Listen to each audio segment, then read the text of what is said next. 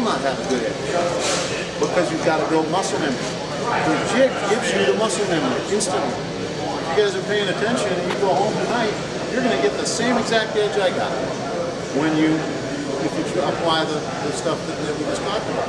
You don't even have to do everything that I did. But if you think in those terms, you're going to find that you can get a great edge. And then the key is to set up a process for yourself that makes it consistent. You can then repeat the result that you got. Yeah.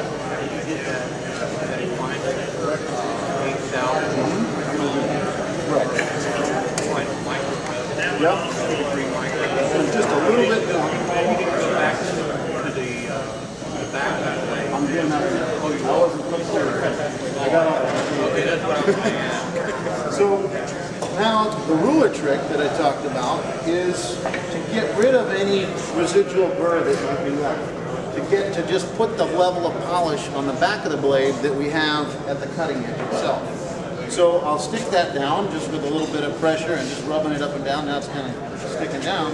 I usually put my finger on the back end here so it doesn't move around.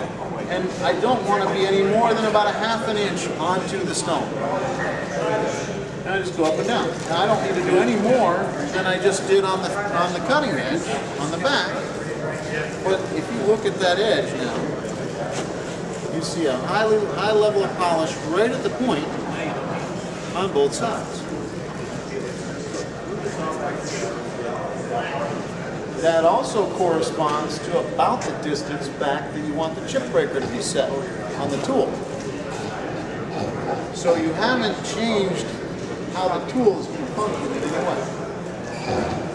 It's not enough. You've got to change by 5 to 10 degrees before you really start to get a higher angle. We've changed that by a couple thousandths. We moved a couple thousandths of material. It's still the same base angle when it's setting in the tool. The very first time when I first am lapping the blade, getting it cleaned up, getting it ready to work, I'll probably do 15 to 25 passes up and down with the ruler trick. Then I go and sharpen my blade. Once I've gotten it sharp, I'll come back and do the 5 or 6 passes just to maintain the power. And because I just used that blade, that stone very limitedly, I don't need to reflatten it right now. Next time I do a blade, I'll just spin it around and work off the other end.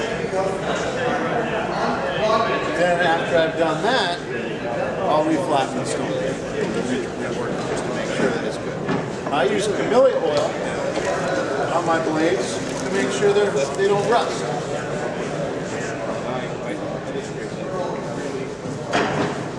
Just keep a rag soaked with the camellia oil. It's not dripping wet, but there's elements of the oil on there.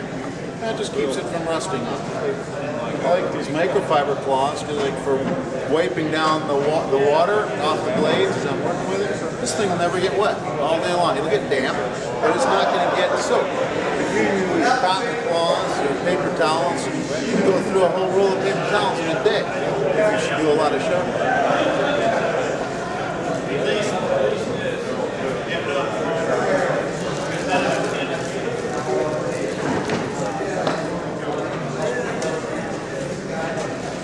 Camellia oil is still lightweight vegetable oil rather than petroleum-based oil. So when it does get on the work surface, which it will, because I wake down on my planes with it too.